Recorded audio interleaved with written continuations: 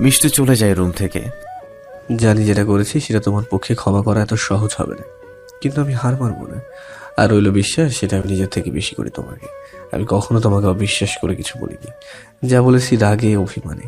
এটা তুমি বুঝবে না। ভালোবাসার মানুষকে অন্য কারোর সাথে সামান্য পরিমাণে যেন ভাগ দেওয়া যায় না। মানুষ যখন কাউকে সত্যিকারে ভালোবাসে তখন তাকে কারণে অকারণে হারানোর ভয় থাকে মনে, নিজেকে তখন খুব অসহায় মনে হয়। আর তাই মানুষ না চাইতেও ভুল করে ফেলে। আমিও করেছি, জানি অনেক বড় ভুল করেছি। যেটার ভয় থেকে এসব করেছি সেটার জন্য তোমাকে সত্যি সত্যি হারিয়ে ফেলতে বসেছিলাম। আল্লাহর রহমতের জন্য তোমার জন্য কিচ্ছু হয়নি। আর যদি সত্যি তোমার কিছু হতো না, ক্ষমা করতে পারতাম না নিজেকে, শেষ করে দিতাম সবকিছু। না, আজকের পর থেকে তোমার দিকে আর কেউ তাকানো দুঃসাহস করবে না। আর যদি ভুলেও তা করে তো নিজের হাতে খুন করে ফেলবো। তুমি শুধু আমার, আর আমি জানি আমি ছাড়া তুমি কখনো অন্য কারোর দিকে ফিরেও তাকাবে না। তুমি যতই রাগ করে থাকো না কেন, আমি জানি তোমার সবকিছু জুড়েই শুধু আমি আছি জান পাখি। আর আমি থাকবো সারা জীবন, এই বিশ্বাস আছে আমার তোমার উপরে। জানি তোমার হৃদয়টা ভেঙে দিয়েছি, সেটা জোড়া লাগানো হয়তো যাবে না, কিন্তু নতুন করে গড়িয়ে নেবো তো যাবে।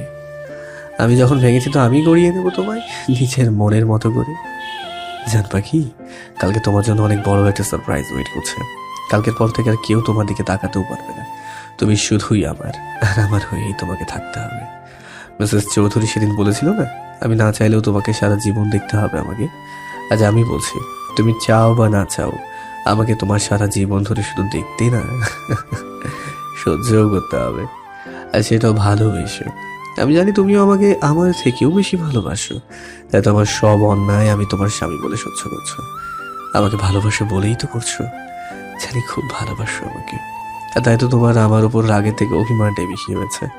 মানুষ তার উপর রাগ বেশি দেখায় যাকে সে ভালোবাসে।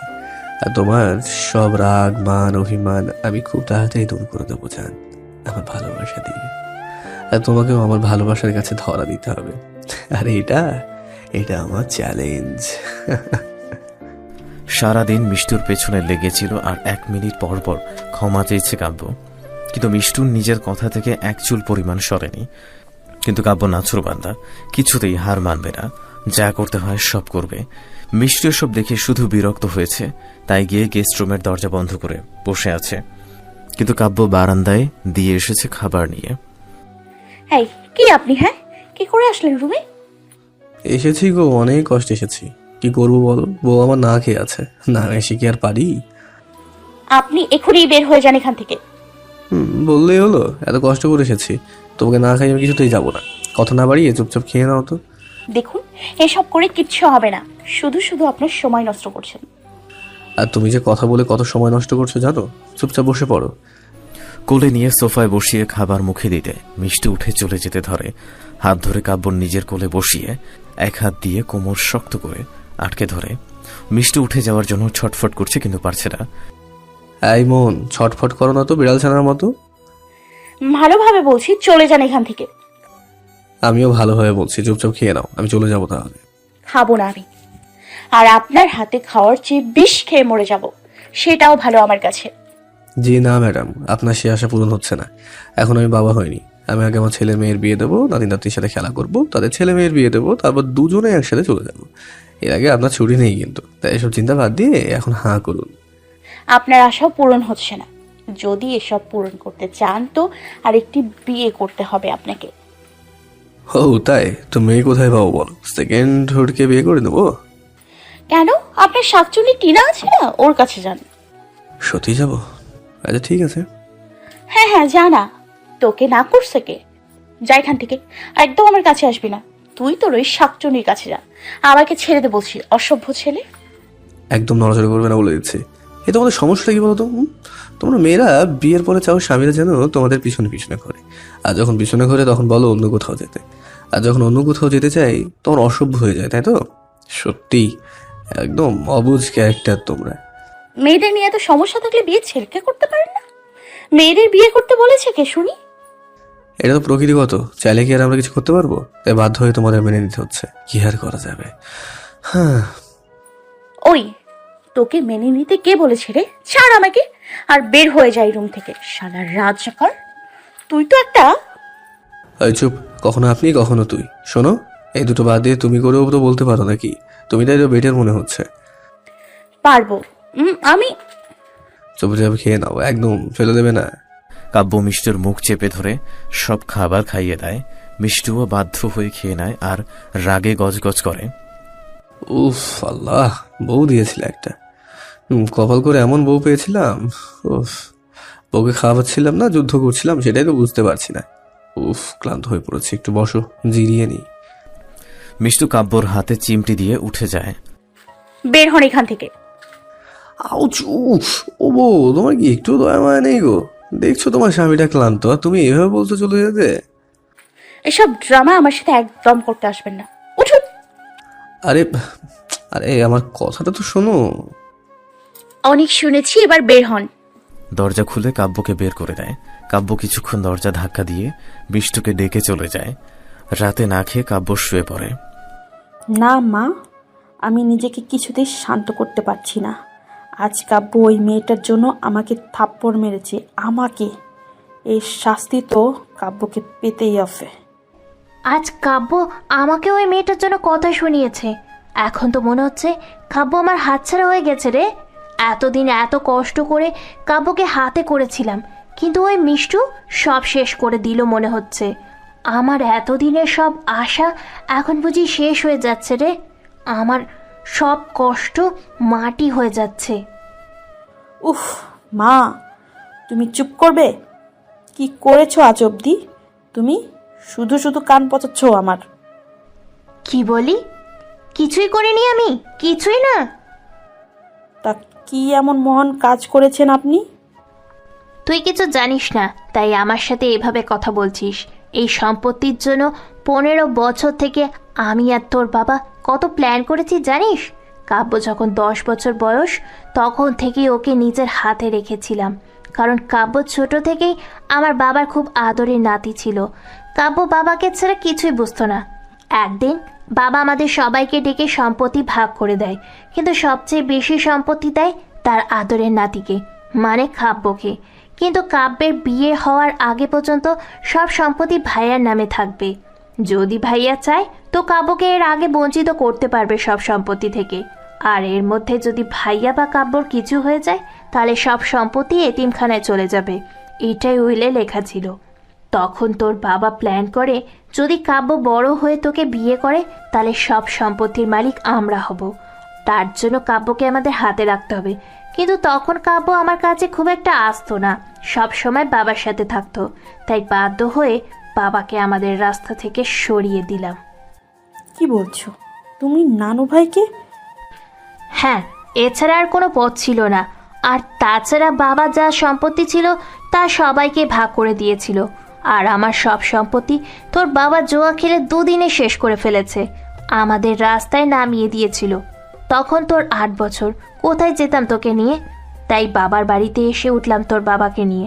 কিছুদিন ভালোই চলছিল, তারপর তোর বাবা বলল আমার বাবাকে মেরে ফেলতে, তাহলে কাব্যকে হাত করতে সহজ হবে। আমিও ভাবলাম ঠিকই বলেছে, বাবার আর বেঁচে থেকে কি হবে।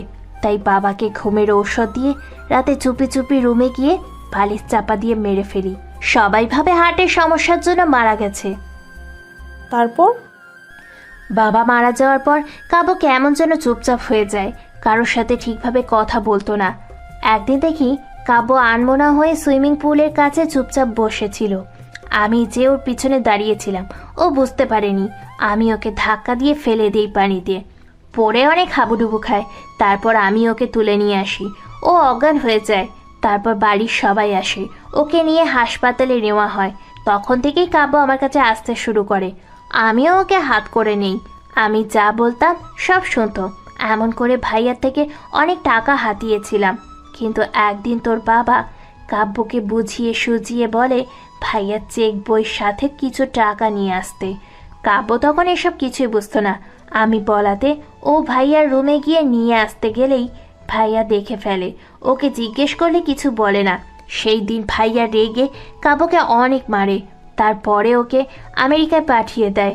তোর বাবার আচার আচরণ ভাইয়ের পছন্দ করতেন না। একদিন তো হাতে নাতে ধরে ফেলেন তোর বাবাকে নেশা করতে। তারপর ওকে বাড়ি থেকে বের করে দেয়। আমিও তোর বাবার এইসব দেখে বিরক্ত হয়ে গিয়েছিলাম, কিন্তু কি করব, আমি ভালোবেসে বিয়ে করেছিলাম তোর বাবাকে। তাই সব কিছু মেনে নিতে হয়েছে। 15 বছর পর কাব্য দেশে ফিরে। ওর দেশে ফেরার আগের দিন রাতে আমি আর তোর বাবা ফোনে প্ল্যান করছিলাম ও দেশে ফিরলেই তোর সাথে কাব্যের বিয়ে দিয়ে দেব, আর কিভাবে সব সম্পত্তি হাতিয়ে নেওয়া যায় সব প্ল্যান করে ফেলি। আমি জানতাম কাব্য আমার কথা ফেলতে পারবে না। সব কিছু ঠিকই হয়েছিল, কিন্তু কাব্য দেশে ফিরে আসতেই ভাইয়া ওই গ্রামের মেয়েটার সাথে বিয়ে ঠিক করে। যদি বিয়েতে কাব্য রাজি না হয় তাহলে সব সম্পত্তি থেকে বঞ্চিত হবে, তীরে এসে নৌকো ডুবে যাবে। এটা তো মেনে নিতে পারি না। তখন তোর বাবাকে ফোন করে সব বলি, তারপর ও আমাকে বলে কাব্যকে রাজি করাতে। গ্রামের মেয়ে 2 দিনে তাড়িয়ে দিতে পারবো, তারপর আবার তোর সাথে ওকে বিয়ে দিয়ে সব কিছুর মালিক হব। কিন্তু সব কিছু নষ্ট করে দিল ওই মেয়েটা। ঠিকই বলছো, সব কিছুর নষ্টের মূল ওই মেয়েটা। কম কিছু তো করলাম না ওকে তাড়ানোর জন্য, শেষে মেরেও ফেলতে অ্যাক্সিডেন্ট করালাম, কিন্তু ওই কাব্য বাঁচিয়ে দিল। বাবা কত সুন্দরভাবে অ্যাক্সিডেন্ট প্ল্যানটা সাজিয়েছিল, কতগুলো টাকা দিয়ে কিলার হায়ার করেছিল, সব টাকা জলে চলে গেল শুধু ওই কাব্যর জন্য। শুধু কি বাঁচিয়েছে, তাই এই অ্যাক্সিডেন্ট করে তো ওই মেয়েটার লাভ হয়েছে। কাব্য তো ওর প্রতি আরও বেশি করে দুর্বল হয়ে পড়েছে। সেই দিন বড় বৌমা যখন মিষ্টুর সাথে এই নিয়ে কথা বলছিল শুনে তো তখনই আমার সন্দেহ হয়, তাই তো কাব্যের কাছে যাই কথা দিয়ে কথা নেওয়ার জন্য। সেই দিন কাব্য আসবো বাবা? আরে ফুপি এসো, বলা কি আছে, ভেতরে এসো। না রে বাবা, তোর বউ আমাকে এমনিতেই পছন্দ করে না। তারপর দেখা যাবে আমি না বলে রুমে আসলে হয়তো আবার আমাকে অপমান করবে। না বাবা থাক, আমি বরং ওই মেয়ে রুমে থাকলে আসবই না। ফুপি কি বলছো এসব? ঠিকই তো বলেছি, দেখলি না আজ আবার ভাই এসেছে বলে সবার সামনে কত অপমান করলো আমাকে। ফুপি তুমি কথাগুলো অপমান বলে কেন ধরছো? তুমি শুধু শুধু ওর ভাইকে চোরের সাথে তুলনা করছিলে, তাই তো শুধু এটা প্রতিবাদ করেছে। ওরা যে এমন না, ও তো শুধু সেইটাই বলতে চেয়েছে। সত্যি আমি জানতাম না রে, ক্ষমা করে দে আমাকে। তুমি কেন আমার কাছে ক্ষমা চাইছো? তুমি যখন নিজের ভুল বুঝতে পেরেছো তাহলে আমার আর কিছু বলার নেই। না রে কাব্য, আমাকে তুই ক্ষমা করে দিস বাবা। ফুপি তুমি এমন করে বলছো কেন? তুমি তো না জেনে বলেছো। যখন আমি কাব্যের সাথে কথা বলছিলাম তখন কারোর পায়ের শব্দ শুনতে পাই, কিন্তু কাব্য বুঝতে পারে না, তাই কথা ঘুরিয়ে বলতে শুরু করলাম। বাবা, তবুও আমি দোষী। আমি বুঝতে পারিনি রে, তুই ওই মেয়েটার কাছ থেকে ডিভোর্স নেওয়ার জন্য ওর সাথে ভালো ব্যবহার করছিস, ওর সাথে ভালোবাসার নাটক করছিস, ওকে তোর প্রেমের জালে ফাঁসাচ্ছিস। একবার ওই মেয়ে তোকে বিশ্বাস করলেই তুই ওর মনটাকে এমনভাবে ভাঙবি যে নিজেই তোকে ডিভোর্স দিয়ে দেবে। আর বুঝতে পারবে পায়ের জুতো পায়েতেই মানায়, মাথায় না। সত্যি তোর বুদ্ধি আছে কাব্য। গ্রামের মেয়ে যতই শহরে সাজার চেষ্টা করুক না কেন, ও তোর মনে কোনো দিনও জায়গা করে নিতে পারবে না। এটা তুই প্রমাণ করে দিলি কাব্য। আবার গ্রাম হেরে যাবে শহরের কাছে। তুই জিতে যাবি আর ওই মেয়েটা গোহারান হেরে যাবে। আচ্ছা মা, তারপর কাব্য কি বলেছিল? তুমি তো আমাকে এসব কিছুই বলনি।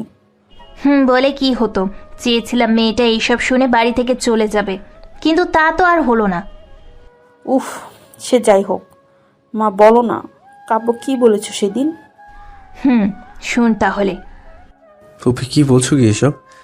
কেন, ঠিকই তো বলেছি, তুই এর জন্যই তো ওই মেয়ের সাথে নাটক করছিস। না ফুপি, আমি কোনো নাটক করছি না, আমি সত্যি ওকে ভালোবেসে ফেলেছি। কাব্য কি বলছিস এসব? মাথা ঠিক আছে তোর? একটা গ্রামের মেয়েকে তুই কি করে ভালোবাসতে পারিস? আমি কিছু জানি না, আমি শুধু জানি ওকে আমি ভালোবাসি, খুব বেশি ভালোবেসে ফেলেছি ওকে। ওকে ছাড়া থাকা আমার পক্ষে এখন আর সম্ভবই না। কাব্য তুই ঠিক আছিস তো? কি সব বলছিস? আমার মনে হচ্ছে ওই গ্রামের মেয়েটা তোকে জাদু করেছে, তাই এসব বলছিস, তাই না?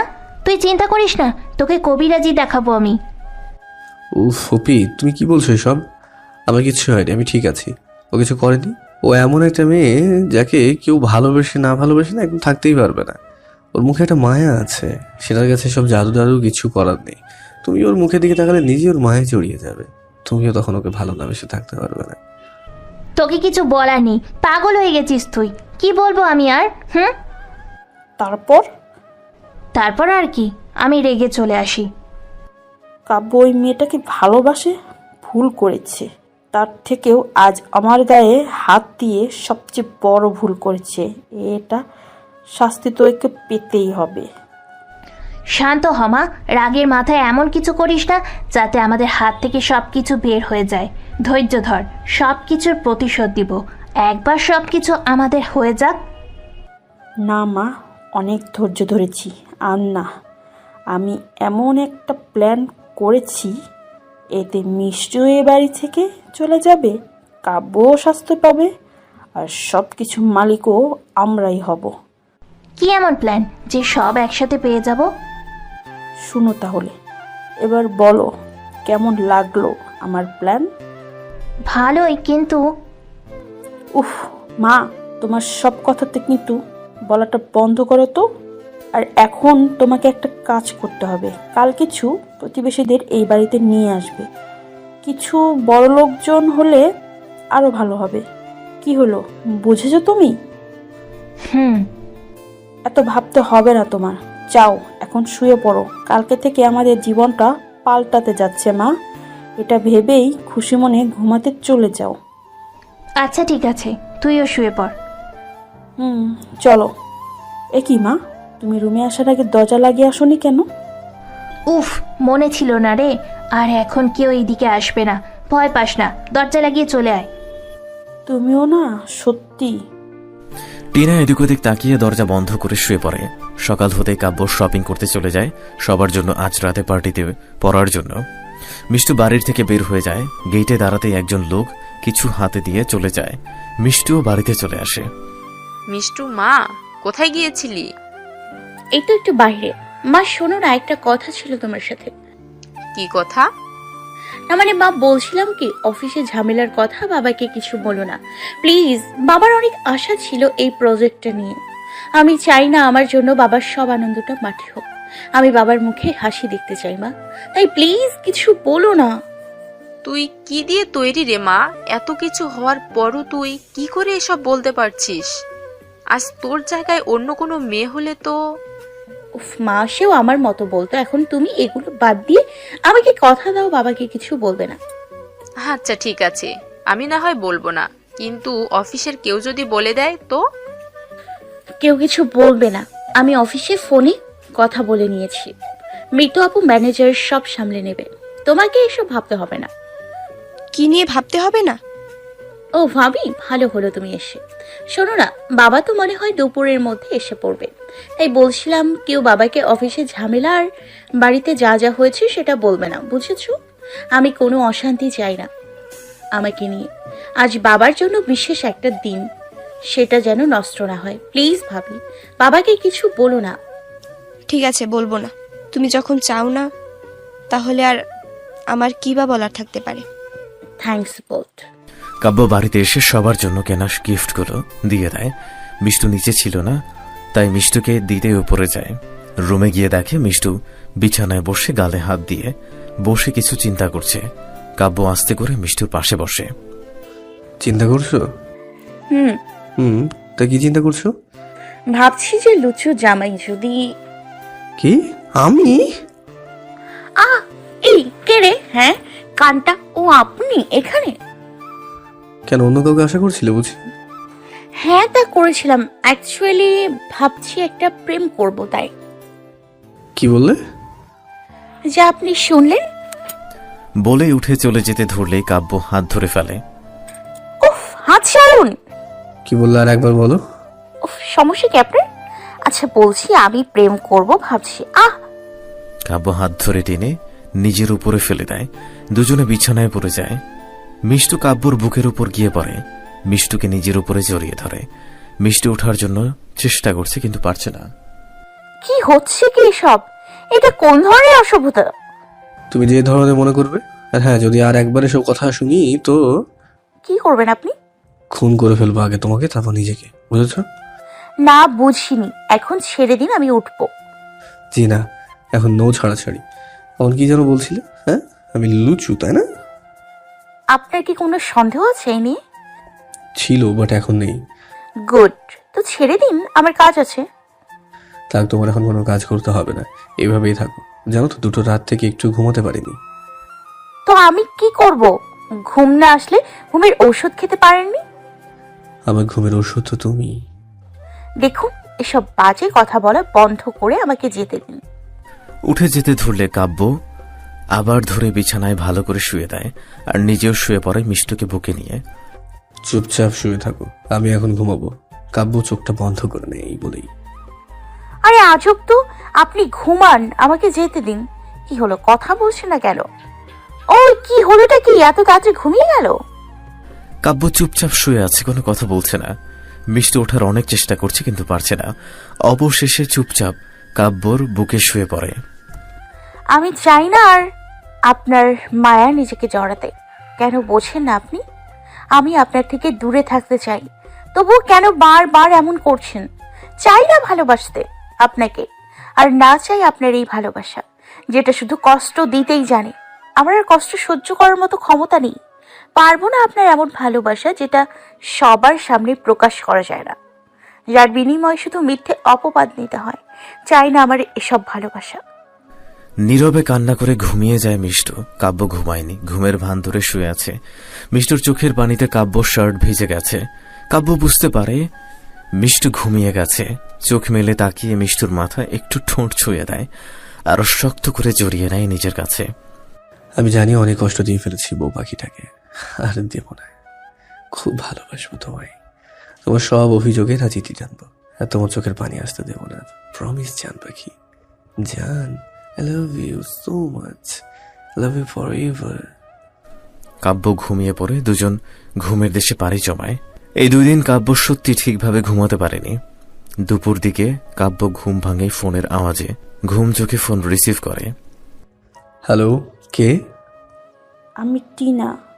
কাব্য, আমি আমার ভুলটা বুঝতে পেরেছি। প্লিজ আমাকে ক্ষমা করে দাও। আমি খুব বড় ভুল করেছি। ঠিক আছে, কান্না থামাও তো এবার। কাব্য প্লিজ আমাকে ক্ষমা করে দাও। উফ, ক্ষমা করেছি, এবার ফোনটা রাখো। এমন করে বলছো কেন? প্লিজ না, ক্ষমা করে দাও। উফ, অসহ্যকর। ক্ষমা করে দিয়েছি তো, এখন চুপ করো। সত্যি বলছো? এবার ফোনটা রাখি। না না না, প্লিজ কাব্য, একটু আমার রুমে আসবে প্লিজ। কেন? একটু এসো না প্লিজ। আমি আজ এই বাড়ি থেকে চলে যাচ্ছি আমার ফুপ্পির বাড়িতে একেবারের জন্য। আমি যে সত্যি তোমাকে খুব ভালোবাসি কাব্য, তাই আমি তোমাকে মিষ্টুর সাথে দেখতে পারবো না। যদি আবার কোনো ভুল করে ফেলি, আমার নিজেকে কোনো বিশ্বাস নেই। তাই আমি চাই না আমার জন্য আর তোমাদের কোনো সমস্যা হোক। প্লিজ কাব্য, চলেই তো যাচ্ছি, একবার তোমাকে শেষবারের মতো দেখতে চাই। এসো না একবার। আমি তোমার রুমে যেতাম, কিন্তু মিষ্টু রাগ করবে হয়তো, তোমাকে ভুলও বুঝবে। তাই বলছি, আমার রুমে আসবে না একবার? এই শেষবার, আর বিরক্ত করব না তোমাদের। প্লিজ কাব্য, হাত জোর করে বলছি, প্লিজ আসো। উফ, আচ্ছা ঠিক আছে, আসছি আমি। ফোন কেটে দিয়ে মিষ্টুর দিকে তাকায়। মিষ্টু কাব্যকে জড়িয়ে ঘুমিয়ে আছে। মুচকি হেসে মাথায় একটু হাত বুলিয়ে বালিশে শুয়েই দেয় ভালো করে। তারপর কপালে চুমো দিয়ে ওঠে, টিনার রুমে যায়। কাব্য টিনার রুমে গিয়ে দেখে টিনার রুমে নেই। ভেতরে গিয়ে খুঁজতে থাকে। হঠাৎ টিনা এসে কাব্যকে জড়িয়ে ধরে। কি হচ্ছে কি টিনা, ছাড়ো আমাকে। না, আজ আর ছাড়ছি না তোমায়। আজ শুধু ভালোবাসবো তোমায়। প্লিজ কাব্য, ভালোবাসো না আমায়।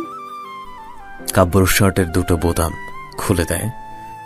আমি তো খুব ভালোবাসি তোমায়। দেখো আমাকে, আমি তোমার ওই সো কল্ড বউয়ের থেকেও সুন্দর, অনেক বেশি সুন্দর। তোমার ওই বউ তো আমার নখেরও যোগ্য না। তাহলে কেন করছো এমন তুমি? কাব্য জোর করে নিজেকে ছাড়িয়ে ঠাস করে থাপ্পড় বসিয়ে দেয়। টিনা বিছানায় পড়ে যায়। ঠোঁট কেটে রক্ত বের হয় তার। তোর সাহস হলো কি করে আমার বউয়ের সাথে নিজেকে তুলনা করিস? হ্যাঁ, ও তোর মতো ফালতু বাজে মেয়ে না, শুনেছিস? আর কি বলি, তুই আমার বউ, তোর নখের যোগ্য না। আরে তুই কেন ওর মতো 1000টা মেয়েও আমার বউ পায়ের নখের যোগ্য না, ঠিক আছে? তাই আমার বউয়ের সাথে তুই ভুলেও নিজে তুলনা করিস না, কারণ তুই 1000বার চাইলেও ওর মতো হতে পারবি না, বুঝেছিস? বাহ, বউ দেখছি খুব ভালোবাসো। কিন্তু জানো তোমার এই ভালোবাসার কি দাম তোমার বউ দিতে পারবে না? মানে এখন তোমার সাথে যা হবে তারপরেও কি তোমার বউ তোমাকে মেনে নেবে জানো? মানে মানে নিজের হাত দিয়ে জামার হাতটা ছিঁড়ে হাতে নখ বসিয়ে দেই, মাথার চুল এলোমেলো করে দেই। কি করছো কি এসব? হোয়াট? বুঝাচ্ছি। তুমি ভাবলে কি করে আমাকে তুমি থাপ্পড় মারবে, তাও আবার দুবার? কি করে আমি তোমাকে ছেড়ে দিই বলো? তুমি ঠিকই বলেছো, আমি তোমার বউয়ের মতো বোকা মেয়ে না যে তোমার সব কিছু মেনে নিব। টিনা তার অপমান কখনো মেনে নিতে শিখেনি। এবার দেখো আমি কি কি করি তোমার সাথে। আহ কাব্য, কি করছো এসব? না না, তুমি এটা আমার সাথে করতে পারো না। দেখো এটা ঠিক না, তুমি এখন বিবাহিত কাব্য। না। কি করছো এসব? ওয়েট, লাভ ইউ সোনা। না কাব্য, ছেড়ে দাও। কেউ আছো? বাঁচাও আমাকে। না কাব্য, না। টিনা দৌড়ে রুম থেকে চলে যায়। কাব্য পেছন পেছন দৌড়াতে থাকে। কিছুক্ষণ আগে বাবা এসেছে বাড়িতে কয়েকজন লোককে নিয়ে, আর কিছু প্রতিবেশী মহিলা পুরুষ এসেছে। সবাই বাবার সাথে কথা বলছে। ভাইয়া বাবাকে প্রজেক্টের কথা বলাতে অনেক খুশি হয়েছে। সবাই অভিনন্দন জানাচ্ছে। এর মধ্যে টিনা দৌড়ে আসে। সবার সামনে আজ জামা চুড়িদার পরেছে, কান্না করছে জোরে জোরে। ফুপে এসে জড়িয়ে ধরে টিনাকে। কাব্য আসে ওখানে অদ্ভুত দৃষ্টিতে। সবাই তাকায় কাব্যর দিকে। কি হয়েছে মা, তুই কান্না করছিস কেন? মা, কাব্য আমার সাথে।